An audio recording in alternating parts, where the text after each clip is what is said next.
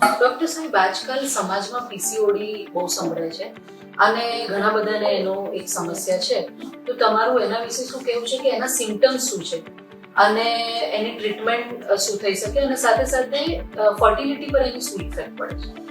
આ એક ખૂબ જ મહત્વનો પ્રશ્ન છે અર્પિતાબેન, કારણ કે પીસીઓડી જે અમે લોકો કહીએ છીએ એનું નામ છે પોલિસિસ્ટિક ઓવેરિયન ડિઝીઝ, એટલે જેમાં સ્ત્રી બીજની સંખ્યા જરૂર કરતા વધારે બની જાય. સામાન્યપણે દર મહિને 1 કે 2 બીજ બનતા હોય સ્ત્રીને, એને બદલે 1 કરતા વધારે સંખ્યામાં બીજ બનવા માંડે, એનું નામ પીસીઓડી છે.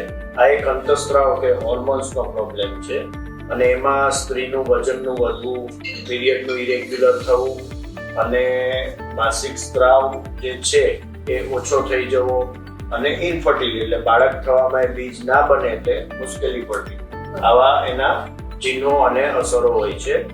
સૌથી અગત્યનું એમાં હું એક જ સલાહ બધી સ્ત્રીઓને કે બહેનોને આપું કે વજન ઘટાડો, રેગ્યુલર એક્સરસાઇઝ અને જંક ફૂડનો ઉપયોગ બને એટલો ઓછો કરી દો. જો તમારું વજન, ફેટનું કમ્પોઝિશન ઓછું હશે તો હોર્મોન ઓટોમેટિક બેલેન્સમાં રહેશે અને પીસીઓડીની તકલીફ કંટ્રોલમાં રહેશે. Thank you.